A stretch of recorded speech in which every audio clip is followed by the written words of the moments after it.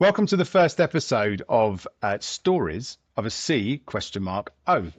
Now we've decided that we're going to run a brand new podcast where we're going to invite members of the C-suite on to talk about their inspirational stories. We've been very privileged, both Natasha and I, over the years, having spent many, many years in recruitment, to interview and talk with lots of C-suite individuals. And therefore, we've heard loads of these inspirational stories. So what we wanted to do was to bring these stories to life for everyone to listen to. And to start off with, we thought what would be a great way to do that would actually to bring Natasha on as a guest as the first episode. So Natasha, welcome to the podcast. Thank you, James. It's great to be here. Very good. So look, just as a way of introducing yourself as the CEO of Oliver Sanderson, do you want to just give a very brief introduction to you and the business? So, hi everyone. My name's Natasha. I'm the CEO of Oliver Sanderson. I've been running this executive search business now for 14 years, but I've actually been in search, a bit about me. I've been in search now for over 20 years. So I'm actually showing my age now. But I've been in search for over 20 years. So I went on to the Hayes graduate scheme and then Michael Page, got my degree from City, my master's in HR. And about 14 years ago, one day I woke up and went, right, I'd reached a glass ceiling. And I felt that I couldn't go as far as I wanted to at Michael Page. I loved it there and I left on really great terms and I learned some amazing things there. But I decided to take the route of setting up my own business. And so Oliver Sanderson was born, and we're an executive search business in the interim and permanent space. We've also got a digital product called Snap CV, which is an A volume recruitment tool, which we've launched, and we're going for Series A funding. So as a business, we work with the FTSE 100, the Fortune 500 across the UK, the Europe, EMEA, and the USA. And we've been delivering some really major brands over the years. And I felt inspired with James coming on board that this business has got some really inspirational stories. And a number of those people are my cheerleaders and people that I've been inspired by to be here. So hence why we decided to launch this podcast. Yeah, very good. And look, actually, you're a CEO yourself, so you've had some ups and downs as I know about, and maybe we'll touch on that in a little bit to share some of your inspiration that you can share with others. So we've touched on kind of why we've started to do this and why we called it Stories of the C question mark O, because there's so many inspirational stories out there. And only actually this morning we were talking to somebody and said, often we forget that the C-suite are human beings. And actually we don't often hear their stories because we often don't ask them those questions. So I'm really excited that we can bring to life these stories for other people. So very quickly, the why we're doing, we've touched on, because there's loads of stories out there that we want to share. When we think about the how is this going to help people, why do you see this, or how do you see this helping listeners and people that we may know for their own personal development or their own personal growth? So I'd say that a lot of people believe that the C-suite professionals and the board are untouchable and they are on another level, so we can't reach them. So the idea is to bring these people to life, to show you the human touch, but also for these people, for everyone to perhaps be inspired by them, to hear real, genuine, honest stories from the heart. And that, I think, is, to hear people come from humble beginnings and reach the top. There's many CPOs or CFOs or CEOs that have not necessarily got a degree or qualifications to get to that position. And when you hear, oh, wow, they're actually in that position, how did they get there? So I've been very privileged, and yourself, James, because we've worked in this space and working in search. I've heard so many stories over the years. And so this is to be able to bring these people to life, but also for you to perhaps pick up some hints and tips. So if you are a head of in a profession and you want to get to CEO or CFO, or whether you're an entrepreneur, or whether you're a graduate and perhaps you have a bit of self-doubt in yourself. How do I get there? What does that journey look like? By hearing some of these inspirational stories, even if you take one thing from that learning, it will really help you to show you how you could potentially get there. Yeah. And that's so true because, when I think back to, we've had slightly different career paths. You've been building Oliver Sanderson. I've been in a in-house recruitment role. So I've had the privilege of working with people with the C-suite, and actually, when I reflect back on some of the people that I've worked with and some of the people that I've had conversations with, you're absolutely right.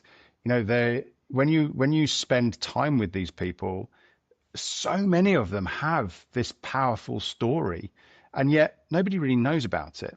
And some of the best people that I've worked with are the ones that have openly shared that story, because not only did it inspire me, but also it helps to inspire the rest of the business. So it's something that I will always encourage people to do, is to share these stories, because that's what people buy into, you know, and that helps to drive engagement and all those other bits and pieces that we could talk about for hours. So we're going to have these conversations, and we're going to have these interviews with these people, Natasha. And what can people, you've talked about, you know, how is it going to help people, but what can they expect to hear? You've touched on it a little bit, but do you want to give a bit more insight into what they can expect to hear in the podcast? So they will hear not just these individual stories of how they started to where they've got to.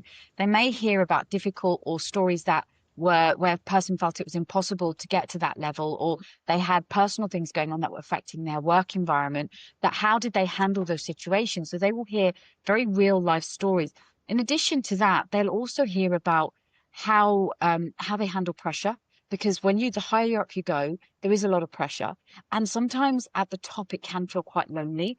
So perhaps how they've handled that, and the fact that these individuals will tell them about their family life, potentially how they've balanced that. So it will be not just bringing these people's careers to life and be inspiring. It'll give you ideas on not just hints and tips, but what the realities of going to that level is going to look like for someone like yourself. And perhaps that will give you an idea of where you might want your career to develop, and really give you an idea of, you know, what it feels like to be at that point. And know that these people are just like yourselves. They are family people, and they're open and they're real, and you know, they go to sleep at night and they're normal, and they read a book and all the normal things that we do. Yeah, yeah. And well-being is something that is clearly on most corporate strategies at the moment. And again, we often think about well-being, we think about employees and how can we help our employees with their well-being. But as you rightly say, just because you're on the C-suite or on the executive committee or the board or whatever it is, they still have the same challenges that we have, right? That says, you know, they still have to balance this thing called work, this thing called family, this thing called fitness or health or whatever, because they still have the challenges of burnout. And actually, sometimes the burnout can be even greater at that level. So it's also important to realize, and hopefully we hear about some of this stuff as well, as how do I look after myself to make sure that I am present for all of those parts of my life that I need to be, because that will help everybody else as well, maybe people further down the organization, to be more open and say it's okay to say I'm getting to a point where I'm struggling or I might need help. So hopefully we get some of that comes out of it as well. So look, and maybe there's a leading question there, Natasha. I saw you were about to jump in, but I stopped you because, you know, that's a really, you know, that health and fitness is a really key part to my life and my role. You know, one of the things that we've talked about is your balancing. You're the CEO of Oliver Sanderson, and I know over the last 14 years you've had huge ups and downs, as lots of organizations do. Your well-being, how do you prioritize your well-being? How do you make sure that you get that balance right as a CEO, that therefore imparts the comfort for the rest of the business to be able to do the same thing?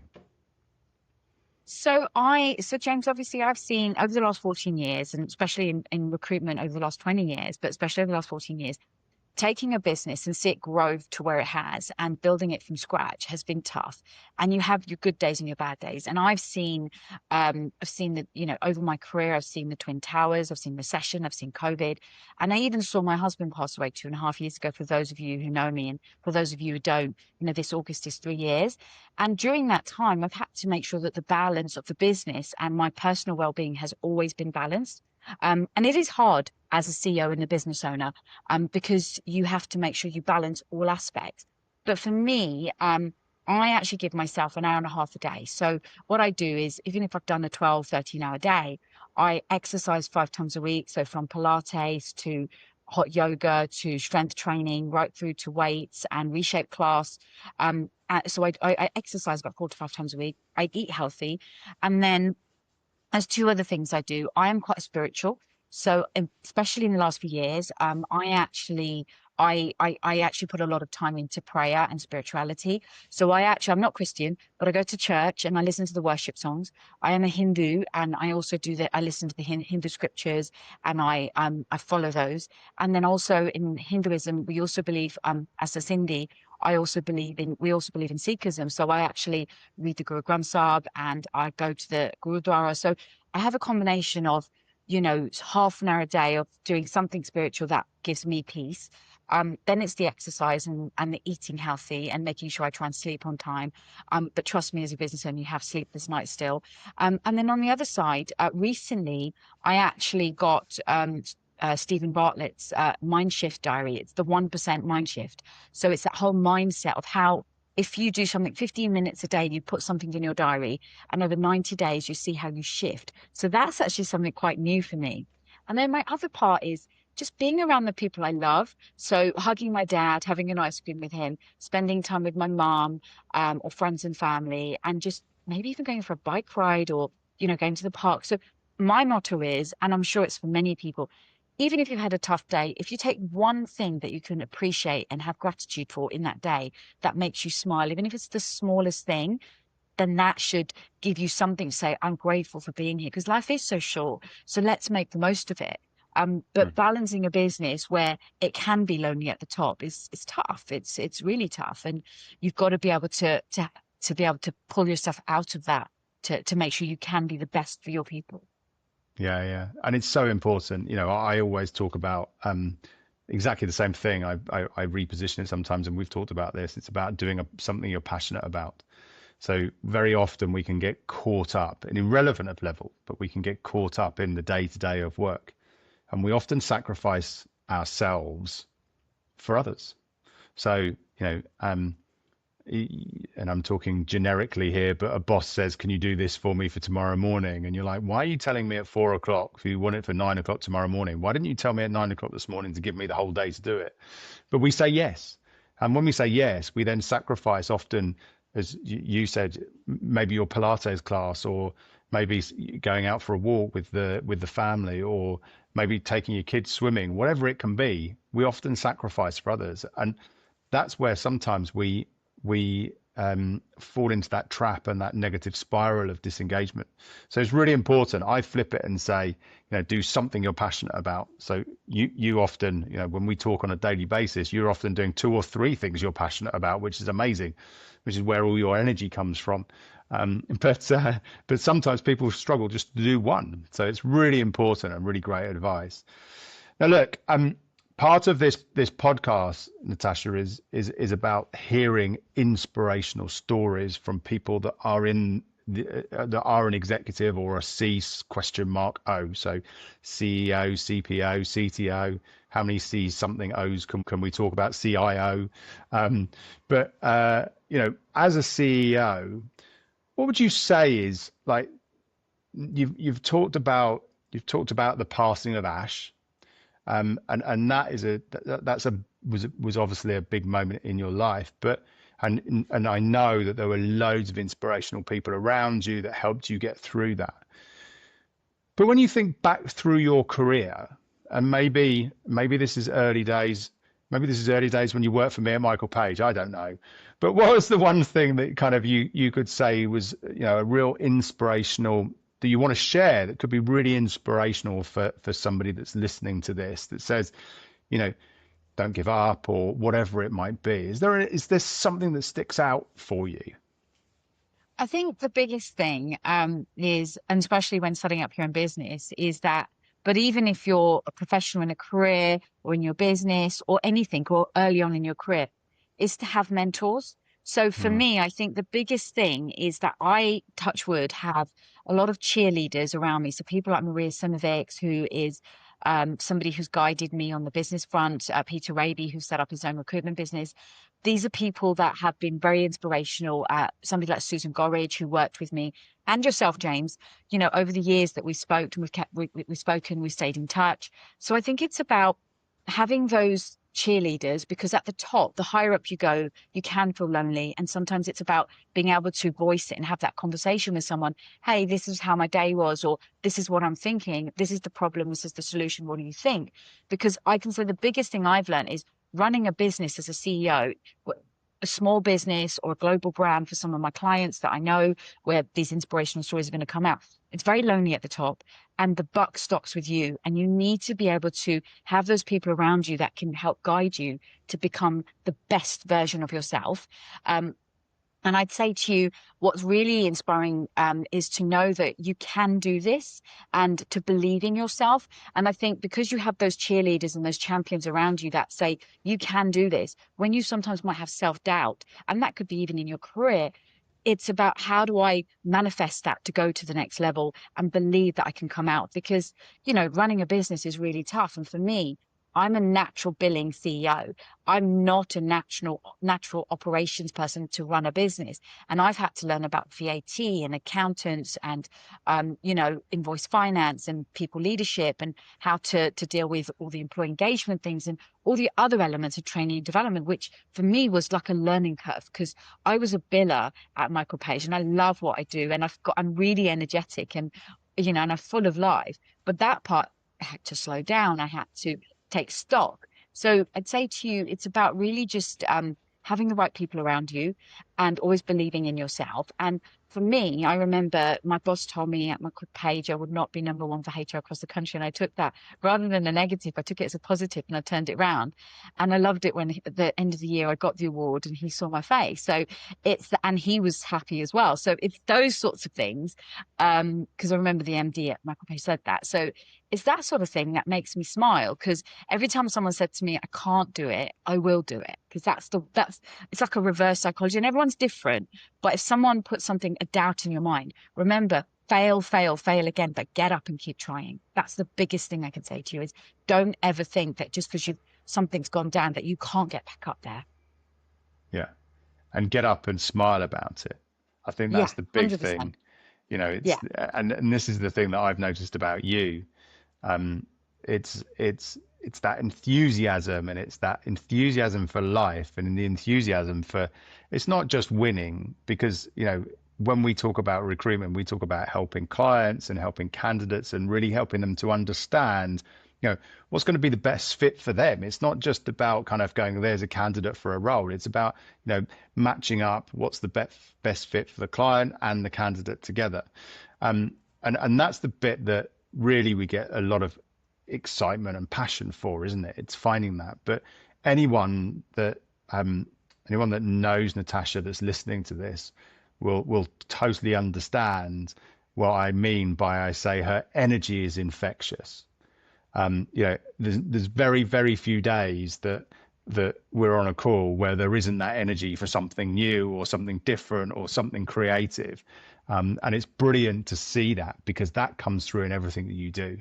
And that's for me would be that one of the key things from an inspirational perspective that you give to this world, Natasha, is that raw enthusiasm for being successful, wanting to be the best you can possibly be every single day. And that's amazing. It's an amazing trait to have. So that is my inspiration that I pull from you. You touched on, and we've touched on well-being. We've touched on looking after yourself. Sometimes, as you said, it can be lonely at the top, and we often forget. So when you look at the C-suite usually come to a business with ideas, don't they? They go, oh, we're going to do this or we're going to do that. And you think, oh, that's a good idea. Oh, that's a good idea. So we forget sometimes as well that they have self-doubt. They have imposter syndrome, probably. They have all of these other things that, again, we don't always see. How would you say, you cope with that as a CEO? And what have you maybe heard from others as to how they cope with it? So myself personally, as I mentioned, I have cheerleaders and mentors that if I sometimes have self-doubt, I'll go to them with the problem and the solution. And And they'll always say to me, Natasha, you know the answers. You just needed reassurance. And that's sometimes, or validation, as they say. But actually, you have it within you. So I will be open with you. When prior to Ash passing, he was my go-to, where I'd go to and say, what do you think of this? Before he passed, he actually said to me, look into yourself and look into your heart. You know all the answers. You actually know the problem, the solution, and the answers. And in the last 2.5 years, funny enough, every time I go and say to Maria, I've got a problem, to Maria Simovic, and I'll say, I've got a problem, and I'll give her the answer and the solution. She's like, you didn't actually need me. You just needed me to validate or say yes, but you've got the answer. So that's really interesting, because that's about me learning to believe in myself as I'm sort of evolving as a person. But then I do come to people, like sometimes, James, I'll come to you. Over the years, we've worked together. I go to people like Susan Gorridge, who worked with me. She's an ex-HR director. She worked with me for 10 years. So I do go outside of that, or I go to the C-suite. I actually talk to my clients. So they're not just my clients. They're my friends. They're my mentors. They've guided me. A lot of them came to my wedding. So I've known them for many, many years. So I have these genuine, honest relationships. But I think looking at some of the C-suite people and listening to them, they will sometimes talk to their partner, but they may also have a mentor that they speak to, that they connect with. And perhaps they've even got a number two in their business. So it's a combination of potentially their family member, but obviously if it's something they can't talk about the business privately, sometimes they can't mention it to their partner. So it might be that they'll talk to their number two in the business.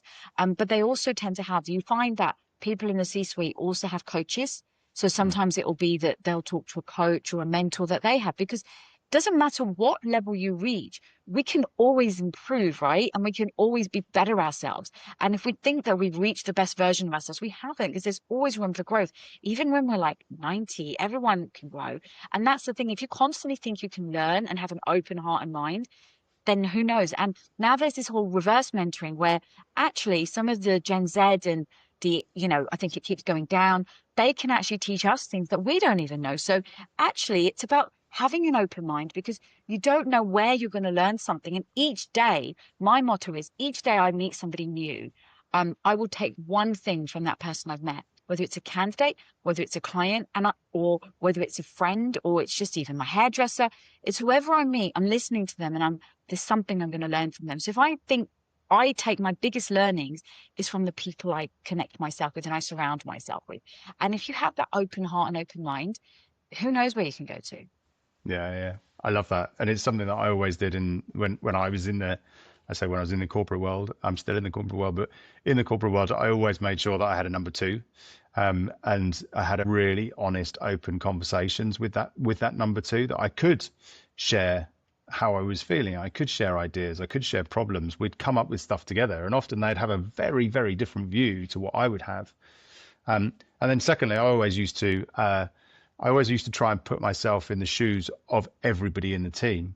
So one of the things I used to love doing was I used to love going to visit people at all varying levels within my team. And I was very privileged when I was at Capita to have a big team of 260 people. But one of the best trips was to go out to India to see the team in India, because they were doing the forefront of all we did in recruitment.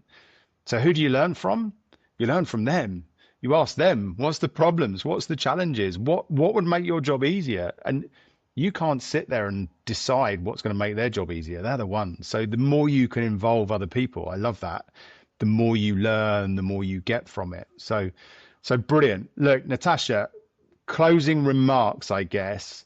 I've had the privilege to see some of the people that we've got coming to join us on the podcast over the next sort of the coming months. So I'm looking forward to sharing some more of those with the audience. But any closing remarks around stories of a C O, or any closing remarks from you around kind of inspirational stories that you'd like to share with the audience? I think just for everyone to know that we're bringing some really interesting people to life, and they've got exciting, genuine backgrounds, and they're going to be speaking from the heart. So I'm hoping that from this, the learnings will be that you'll pick up some hints and tips. But also, as this podcast evolves, we'd love to hear your feedback. We'd love to hear what you might want to hear. So the key here is that we're bringing something that we think you want to hear, but perhaps there's something else that you want us to explore. So come and talk to us, or perhaps we can open up things in a different way. And I think from an inspirational point of view, I just say to everyone out there, just be yourself. And, you know, if someone says you can't do it, you can do it. That's the biggest thing I've learned. You know, reverse psychology is every time someone, you know, my mum said to me, I would never buy my flat in town. And at 27 years old, I managed to make the bonus at Michael Page to buy my flat. And she had to top up my my bonuses. So it was that. And my boss said I wouldn't be number one. And guess what? I was number one 3 years out of the 6 years at Michael Page. And then I thought, I love what I do, but I wanted to set up my own business. And so James and me worked together back in the day. He went off to do something else, and he had an amazing career.